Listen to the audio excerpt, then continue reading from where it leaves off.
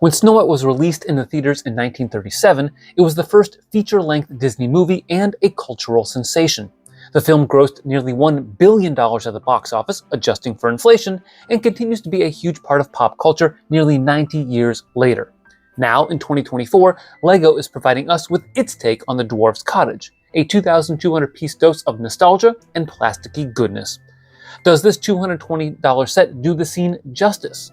In this video, we'll do a deep dive into the details, pieces, building techniques, and minifigs to determine if this set is a hit or a flop.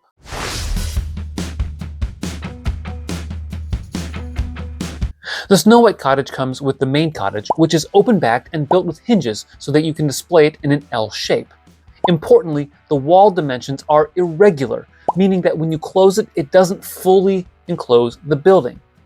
On top of that, you get a wishing well and the famous glass coffin, along with plenty of trees and animals, and even a light-up brick for the fireplace. Oh, plus there are 10 minifigs, but more on that later.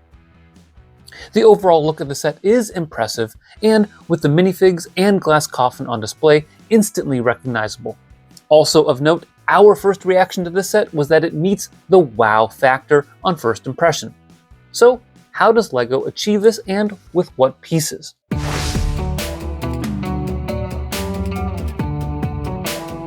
The first characteristic of the set that jumped out to me was the roof. LEGO's piece development over the years allows for better and more intricately built roofs. In this case, we get a lot of bright light orange tooth pieces, especially these 1x2 plates with 3 teeth and these claw pieces. The 1x2 plate with 3 claws is brand new in this color, and we get at least 16 of them. The myriad bow slopes in bright light orange certainly aren't new, but they are so prevalent in the set that you can get them in large quantities for your builds if you want to here. Another new color for a piece is the 1x1 heart tile in reddish brown. This will be the 11th color for the piece, and there are quite a few in the set. Now, while not brand new in this particular color, I'm excited to see the old school goblet piece in dark orange. This piece first appeared in dark orange last year, and this is now the 5th set in which it appears. We also get some of those new 4x5 by 1 2/3 leaf elements that appear in the new Friends wave in both green and light purple. Plus, there are a couple dozen of the new fern leaf pieces that first appeared in Rivendell a year ago. The old seaweed piece makes an appearance in white for the first time, as we get 3 in the birch tree. And over by the glass coffin, we see the 2x2 rounded plate with the 1x1 cutout in pearl gold for just the 2nd time ever. There's also the light blaze squirrel for the 4th time in a set, and the 1x1 round pearl gold tile with the printed clock face.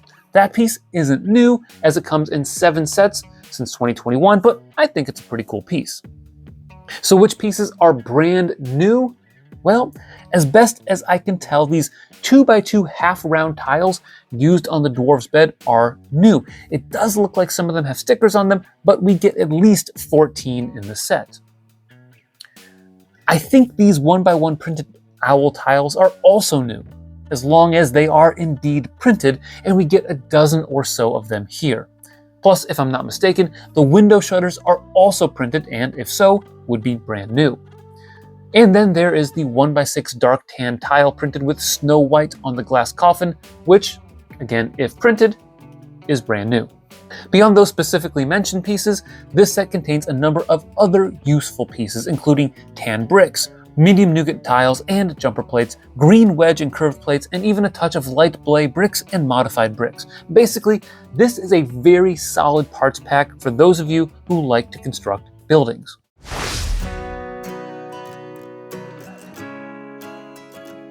Speaking of construction, how does this set achieve this look? Well, roofs are really tough to build in LEGO. Trust me, I've tried. And this set does a fantastic job layering plates and slopes to achieve the thatched roof. What I'm seeing is that LEGO uses some larger reddish brown plates and angled plates as the base to the roof, and then slots them or rests them into the panels shown here. This allows you to take off the roof to gain access to the 2nd level interior. Beyond the roof, there are some solid, subtle building techniques throughout this set so that it achieves its main goal, which is to look like a forest cottage. This requires significant attention to detail, and this set delivers on that. Take, for instance, the chairs that make use of the heart tiles, or the 1x2 curved slopes that function as logs, the white seaweed pieces used as branches, the way the shutter and Tudor pieces are angled, and the window detailing that is, I think, a pretty fresh look. But there's more to this set than even those cool details. Check out the snot techniques for the glass coffin, and even the way the trees next to it are set up by using some 1x1 clips, a T-bar, and the axle connectors. I will say I don't like how the red axles are exposed in the trees, but that may not bother you too much. The other details in the set demonstrate just how well thought out it is. There are plenty of interior details designed to fit 7 dwarves in a bedroom and around a dinner table. There's a spot just outside the cottage at which the dwarves can inspect gems, plus the exterior details are befitting of the requisite forest scenery.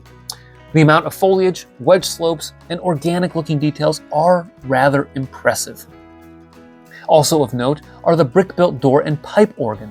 The organ is very creatively built, with the 1x1 round plates serving as pipes, and what looks like some 2x2 round bricks with pinholes, possibly. I don't think they're stacking a bunch of these together because there are stickers placed on the sides, which, by the way, I'm not very excited about. Placing stickers on round pieces is a pain in the neck. All told, there are a lot of really cool building elements to this set, which allows for great details, Easter eggs, and promises to make for an entertaining and interesting building experience.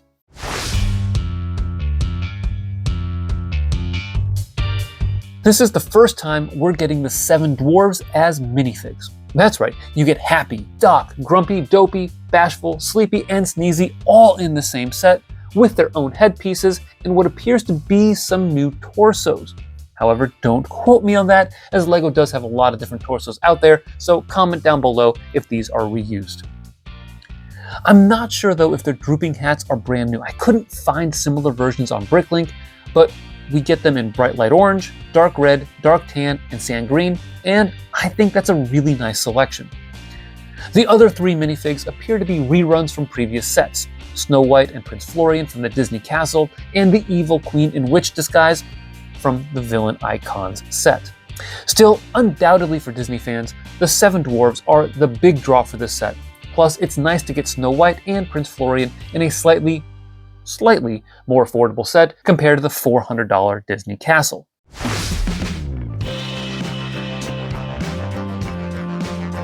So if this set has the wow factor upon first glance, is based on a pop culture smash hit, and is laced with nostalgia, it must be the perfect set, right?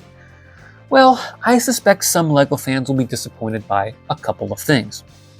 One disappointing aspect will be the open back approach, which is perhaps unbecoming of an 18+ set. Even if some 18+ sets are hinged, like the upcoming Medieval Town Square, this set will have openings even when it's closed up, and I can see some fans not appreciating that. Also, the amount and use of stickers in and of itself is a negative feature of the set. It looks like there are some printed pieces, unlike the aforementioned Town Square, but applying stickers is annoying and lessens the precision of the display value, especially when placed on round pieces. Finally, there will likely be some disappointment over the lack of exclusive Snow White, Prince Florian, and Evil Queen minifigs, provided I'm accurately seeing them as the same as their previous minifig versions. And while I'm not a huge minifig guy, I like them, but I don't buy sets because of them, I'm probably an outlier in this regard. For the fans who really want exclusive figs, 7 dwarves may not be enough. But do these critiques diminish the overall value and quality of the set? To be blunt, not at all. This is the first time we're getting a Snow White's cottage, and Disney fans will like this quite a bit. It also serves as a great parts pack for medieval builders, as the cottage may be customizable into pairing up nicely with the Lion Knight's castle, the medieval blacksmith shop, and even the medieval town square. As for value, there really is a lot here for $220 US. 2,200 pieces, 10 minifigs, lots of accessories, and what looks like a fun building experience. That said, is it as good of a value as the medieval town square or even the Eldorado Fortress? And the answer is no. The town square is $10 more, and even though you get 2 fewer minifigs, you get 1,100 more pieces.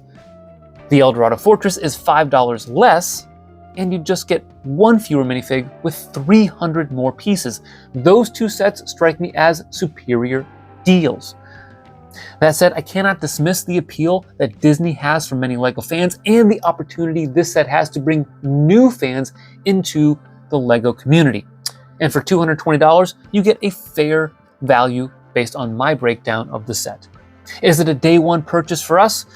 Well, with the reported March 1st release for LEGO Insiders, we will be buying the medieval town square first.